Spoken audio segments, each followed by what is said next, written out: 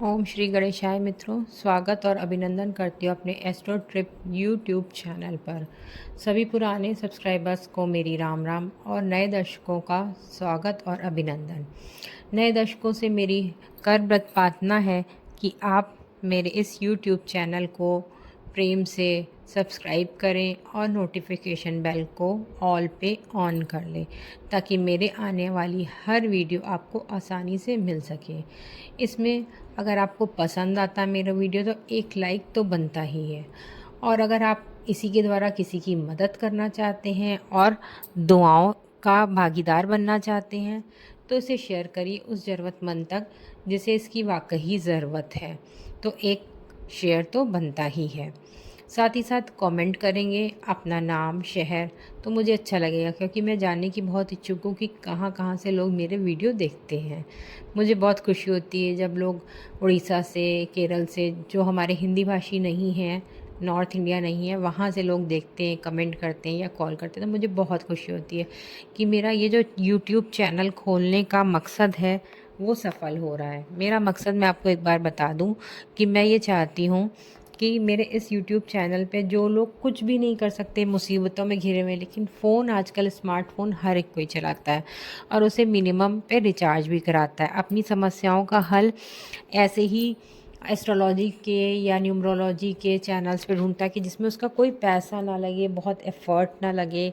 या कई बार घर की औरतें हैं, कुछ ऐसी हैं कि वो कहीं बाहर आ जा नहीं सकती, तो जो घर में ही सामान सामग्री है, या जैसे मैं मंत्र चैंटिंग देती हूँ कि कुछ नहीं कर पाती तो केवल सुन ही पाती हैं, ऐसे लोगों की जो जिनकी कोई सुनता ही नहीं है, वो मेरे इस यूट्यूब चैनल से सुन कर के, देख कर के, समझ कर के कोई उपाय करें और उनका भला हो जाए बस। और मेरे ना रहने पर भी ये तो मेरी आवाज़ अनंत ही रह जाएगी। तो मैं इसीलिए चाहती हूँ कि आप भी ऐसे ज़रूरतमंदों को शेयर करें, क्योंकि मेरे हर वीडियो की डिस्क्रिप्शन में मेरा नंबर दिया रहता है, उस पर आप मुझसे मुफ्त में कॉल करके अपना कंसल्टेशन ले सकते हैं, जिसका कोई भी चार्ज नहीं है। हाँ, अगर आप दक्षिणा देना चाहते हैं मुझे, तो आप मेरे नाम से किसी को फल भी दे सकते हैं, मेरे 5 सब्सक्राइबर भी बढ़ा सकते हैं, या आपकी इच्छा हो तो किसी भूखे को मेरा नाम लेके भोजन भी दे सकते हैं। यही मेरी गुरु दक्षिणा है और यही हम आपसे आशा भी करते हैं। इससे ज़्यादा मुझे पैसों की, मुद्राओं की लालच नहीं है। चलिए आते हैं मेन उस पे। आज हरियाली तीज है। हरियाली तीज यानी 7 अगस्त को है। पहले मैंने गणेश जी का वीडियो दिया है आज के लिए। अगर आप अभी आज के दिन में देख रहे हैं या किसी भी बुधवार पे देख रहे हैं तो मेरे चैनल पे जाके उसको देख लीजिए। नीचे अबाउट वीडियोस में दिया रहता है। मैं अलग से लिंक नहीं देती हूँ, ना आई बटन में ना डिस्क्रिप्शन में, ताकि आप अपनी सुविधानुसार उसे ढूंढ सकें। बार बार लिंक्स आते हैं तो इंसान डिस्टर्ब हो जाता है कि क्या ये ना देखें वो देखें। तो उसमें मैंने गणेश जी के लिए उपाय बताया जो आप आज भी कर सकते हैं और किसी भी बुधवार पे कर सकते हैं। देखिए, हरियाली तीज तो सावन में ही आती है, तो बाद में आ जाएगी। तो अगर आप 2024 में नहीं ये उपाय कर पा रहे हैं तो 2025 में कर लीजिएगा, या जब भी मिले। करने को तो कभी भी किया जा सकता है कोई भी उपाय, क्योंकि मेरे जितने भी उपाय हैं वो वैदिक और शास्त्रोक्त रहते हैं और उनका कोई भी नुकसान नहीं होता है, और वो सब प्रभु भक्ति भजन से ही संबंधित होते हैं। ऐसा मैं कोई भी उपाय नहीं बताती हूँ, क्योंकि मुझे पता है कि अलग राशि के, अलग धर्म के, अलग लग्न के सबकी पत्रिकाएं, करोड़ों लोग हैं, सबकी पत्रिकाएं अलग है। कोई भी पत्रिका एक जैसी नहीं होती है। तो इसलिए मैं चाहती हूँ कि लोग पर्सनलाइज पत्रिका बनवा करके अपना सटीक उपाय लें। और ये जो उपाय बताती हूँ वो उन लोगों के लिए कि जो कुछ भी नहीं कर पा रहे हैं। तो कुछ करना, कुछ भी नहीं कर पाने से बहुत अच्छा होता है। आज मैं इस वीडियो में बहुत ज़्यादा बोल रही हूँ, पर ये सब बातें मेरा आप लोगों से करने का मन कर रहा था, तो मैंने कहा कि आज बातें ही कर लेती हूँ आपसे।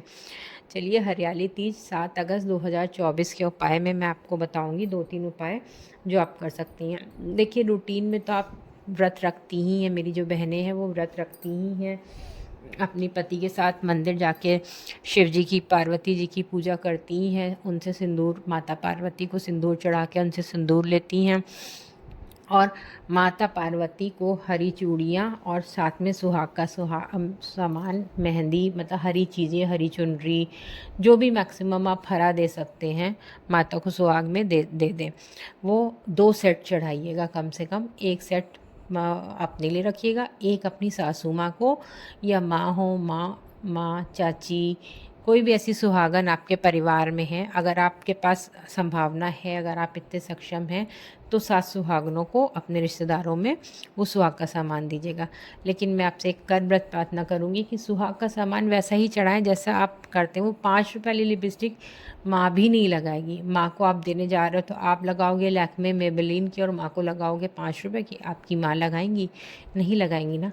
तो वही भाव रख के चढ़ाइएगा। चाहे मैं कहती हूँ एक आप मेहंदी का कोन ही लगाइए, आप चाहे 6 चूड़ियाँ चढ़ाइए, आपका सामर्थ्य नहीं है, लेकिन जो चढ़ाइए वो इतनी बढ़िया क्वालिटी का कि जो आप भी यूज़ करें, क्योंकि वो तो माँ तो भाव की भूखी है। उन्हें तो केवल हम छुआ के स्पर्श करा के ले आते कि माँ ये स्वीकार करो, करते तो प्रयोग हम ही लोग हैं ना, या वहाँ भी छोड़ के आएंगे तो क्या है, आपका उठाया दिया वो गंदा सा सामान माँ भी नहीं स्वीकार करेंगे और सीधे डस्टबिन में चलेगा आपके। अगर आपने 15-20 रुपये भी खर्च किए तो वो वेस्ट चले जाएंगे। तो अच्छा सा, अच्छी क्वालिटी का, बढ़िया सा सुहाग का सामान माँ को चढ़ाइए, और वो हो सके तो 7 सुहागनों में बांट दीजिए। अगर नहीं भी तो 7 मेहंदी के कोन अगर आप ले सकते तो 7 मेहंदी के कोन चढ़ा दीजिए, 7 सुहागनों में बांट दीजिए। बहुत आसान सा है। ये तो आप कॉमनली करते ही हैं। ऑरेंज वाला, पीला वाला सिंदूर हमारी बहनें चढ़ाती हैं, वो भी आप स्वयं भी लीजिए और प्रसाद के रूप में बांट भी दीजिए। और इतनी क्वांटिटी में चढ़ाइएगा कि आप उसे पूरे साल भर तक, अगली 30 तक यूज़ कर सकें। अगर आप इत्र यूज़ करती हैं तो माँ को इत्र भी चढ़ाइए, और वो इत्र अपने व्यक्तिगत प्रयोग के लिए अपने पास रख लीजिए। इत्र मत बांटिएगा, इत्र किसी को नहीं बांटा जाता जल्दी। फिर 2 उपाय और हैं। एक तो रात शाम को कर सकते हैं आप कि गाय को आप कोई भी सफ़ेद चीज़ खिलाइए। सफ़ेद में मूली वगैरह नहीं, मीठे में सफ़ेद, जैसे खीर है, दूध की बर्फ़ी है, रबड़ी है, तो ये आप खिलाइए। क्योंकि आज हरियाली तीज है, तो चंद्रमा पूजन और जल का पूजन बहुत ही विशेष महत्व है। कथा आप लोगों को पता ही है, तो इसलिए क्यों विशेष है ये आप जानते हैं, वो मैं नहीं बता रही आपको। तो आपको क्या करना है, गाय को सफ़ेद चीज़ खिलानी है, ठीक है। अगर हो सके, आपको डर ना लगे और गाय परेशान ना करे, तो उसके माथे पे तिलक और फूलों की माला गले में गाय को भी डालिएगा। आपको देखिए कितना रिस्पेक्ट मिलता है, कितना धन प्राप्त होता है, ये आप जान भी नहीं पाएंगे सिर्फ एक इस उपाय से।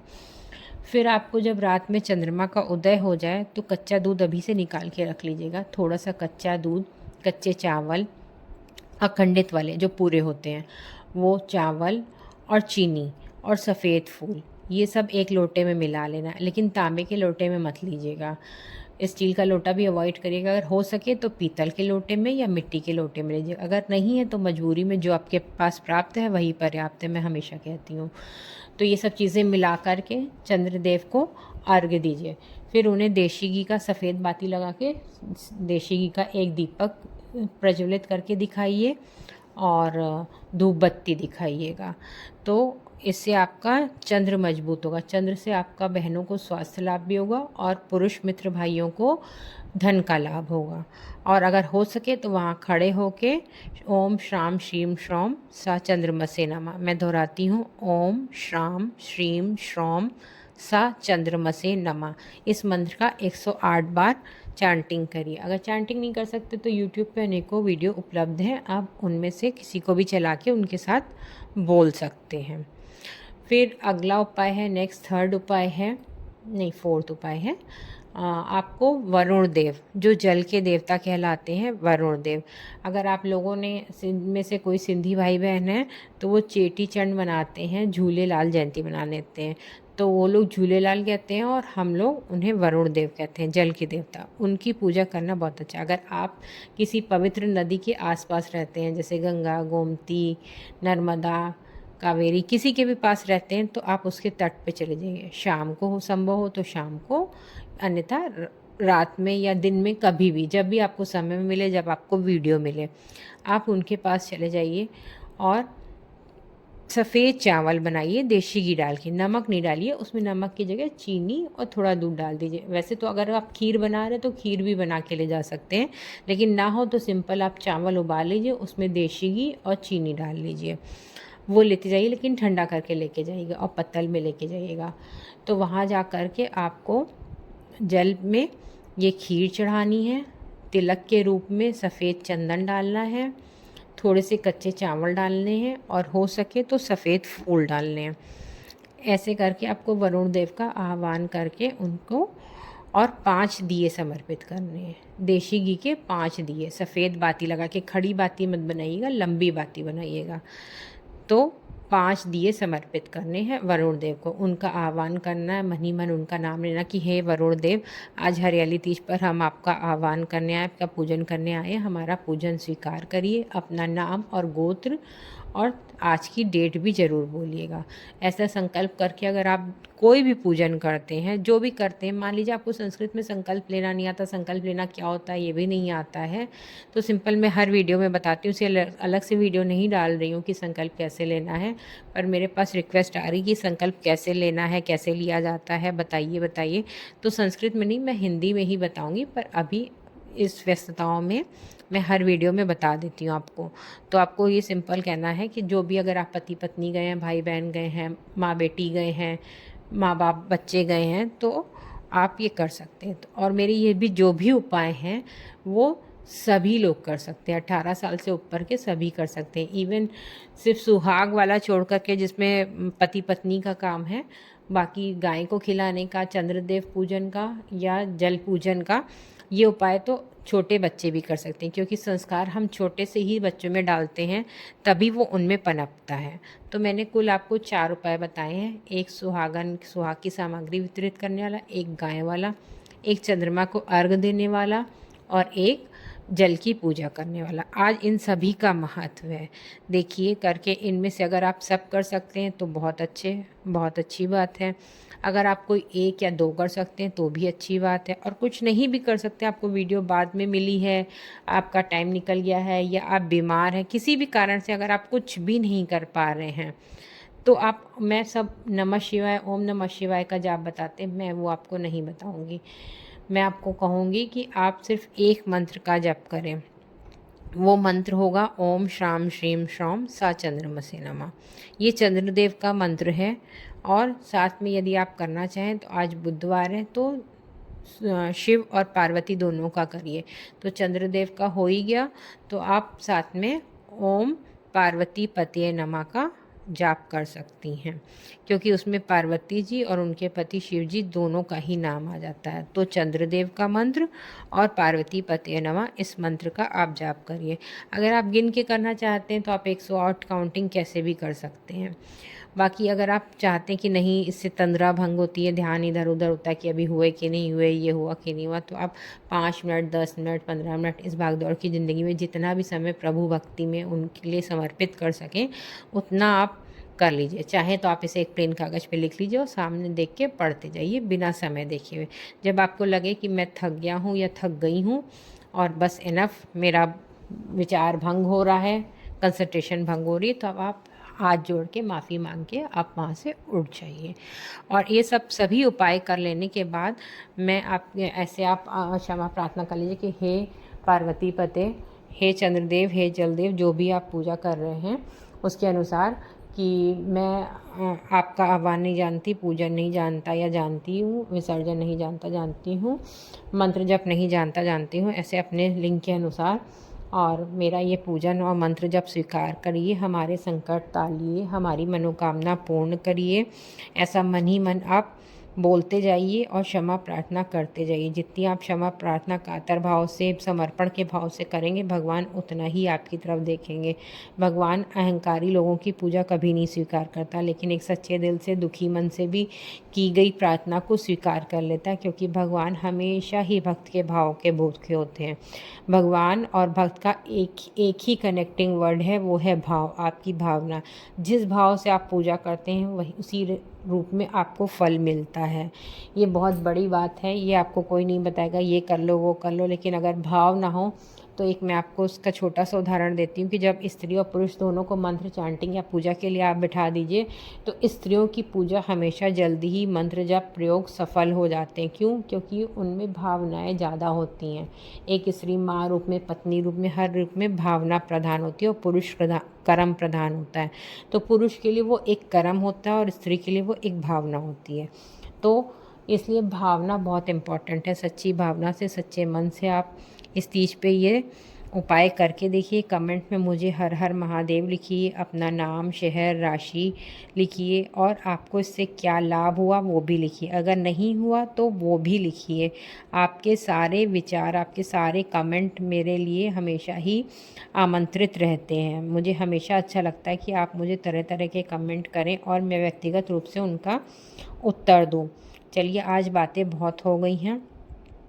मिलेंगे अगले अंक में। और आप किस विषय वस्तु पर और मुझसे वीडियो चाहते हैं वो भी मुझे कमेंट में प्लीज़ बताइए।